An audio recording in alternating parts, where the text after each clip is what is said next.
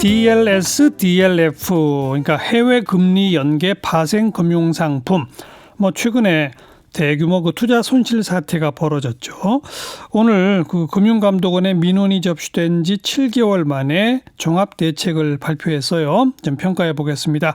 금융소비자원의 조남희 대표, 안녕하세요. 네, 안녕하세요. 네. 제목이 고위험 금융상품 투자자 보호 강화를 위한 종합 개선 방안 맞죠? 네네. 네, 간단히 어떤 대안을 내놨습니까? 네, 이번 DLF 대책은 시장에 기대는 피해자에 대한 대책이라든지 아니면 향후 소비자 보호나 개선 어떤 정책이라든지 아니면 은행과 금융당국의 어떤 책임 문제 이런 것들이 언급될 줄 알았는데요. 예. 이번에 오늘 발표한 대책은 이 과거 방식대로 판매 절차 중심의 어떤 종합 개선안을 제시했다는 점에서는 예. 조금 이제 기대와는 조금 멀다 하는 점에서 아쉬운 점이 많다고 볼 수 있겠습니다. 네. 판매 절차에 있어서의 개선안이라고 하는 것은 그러니까 다시 이런 피해가 발생하지 않도록 네네. 판매 과정에 재발 방지 대책을 만들겠다 정도다. 네네. 그런데 이런 피해가 발생했을 때 어떻게 구제하고 금융기관에게 어떤 책임을 묻고 이런 건 빠져 있다. 그렇습니다. 네. 우선 그럼 내놓은 판매 절차 개선안은 뭡니까? 그러니까 이제 판매 절차는 무슨 이제 모니터링을 좀 강화하겠다든지 아니면 고난도 투자 상품에 대해서는 투자자 보호를 위해서 녹취 제도라든지 숙려 제도 이런 것들을 기존의 제도를 보다 좀 강화하겠다든지 이런 또 하나는 사모펀드에 대한 어떤 투자자의 자격이라든지 아니면 요건 기본 최소 금액을 1억에서 3억으로 높인다든지 이런 것들이죠. 예. 지금 최소 투자 금액 1억에서 3억으로 높인다. 그다음에 은행에서는 너무 위험하거나 고난도 금융 투자 상품은 못 팔게 한다. 네. 이런 건 사실 상당히 강력한 대책 아닌가요?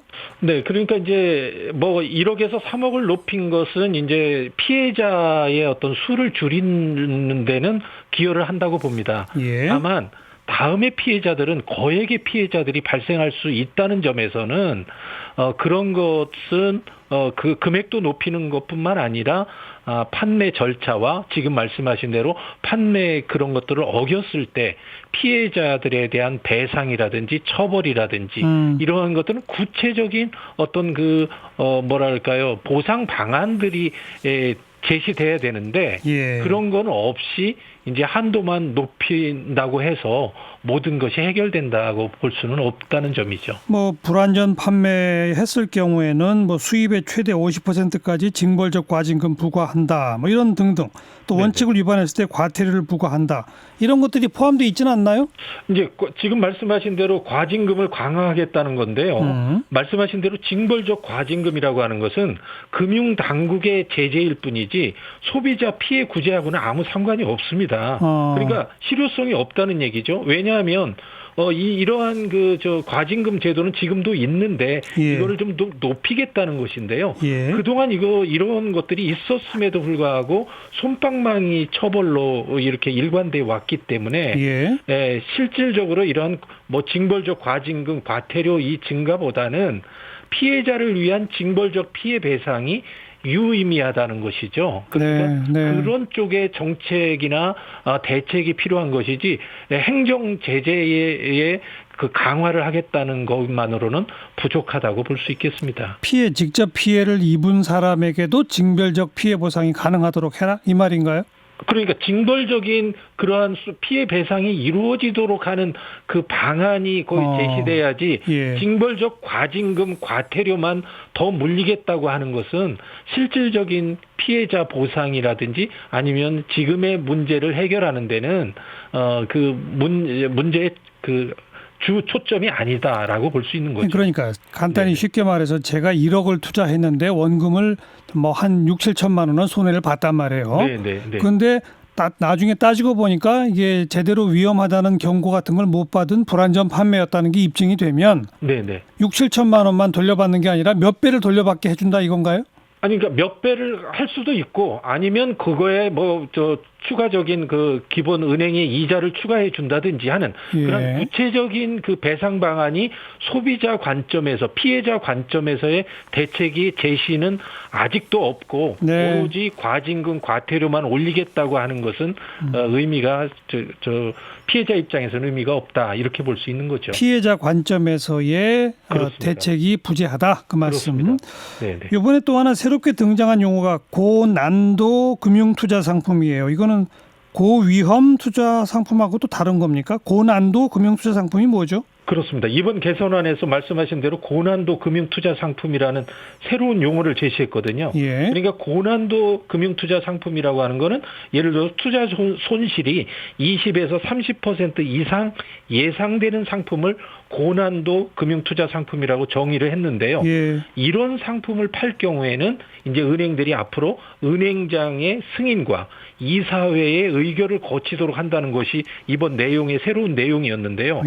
이게 과연 제대로 운용될까 의문이라는 거죠. 예를 들어서 수백 개 이런 상품을 파는 거대한 은행 조직이 이런 판매 상품을 매번 은행장 승인과 이사회 의결을 거친다는 것이 그런 것 자체가 지금 이 거대한 조직에서 과연 적정한 것인지, 또 하나는 이런 걸 시행하면 또 하나는 서류상 요식행위로 할 가능성이 크기 때문에 사실은 이런 것들은 의미가 없다고 또 의문도 든다는 거죠.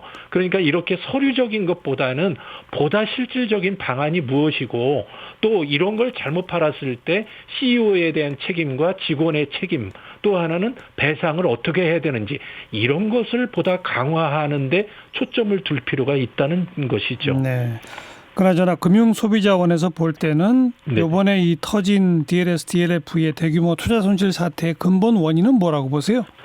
그러니까 이렇게 너무나 위험한 상품, 너무나 이렇게 어려운 상품을 가정주부에게 너무 쉽게 파는 이러한 그 판매 구조가 문제인 것은 사실이거든요. 그러니까 이런 것들이 가능한 것은 바로 제도적인 것을 열어줬기 때문에 그런 거기 때문에 은행의 판매 절차도 문제지만 이 제도적인 보완에 대해서 보다 세밀하고 정교하게 대책을 제시해야 되는데 지금도 은행의 판매 절차만 문제인 것이냐 그쪽에 초점을 맞췄다는 점에서는 이번 대책에 상당히 미흡하다는 그런 점을 말하지 않을 수 없는 거죠. 너무 위험한 상품은 아예 못 팔도록 하는 것은 조금 한 걸음 나간 거지만 그래도 어쨌든 팔았다가 손해가 발생할 때 소비자 입장에서의 보완 대책이 없다. 이게 핵심이로군요. 큰 관점에서는 그 관점이 너무 무시된 점은 아닌가 싶습니다. 여기까지 듣겠습니다. 고맙습니다. 감사합니다. 금융소비자원의 조남희 대표였어요.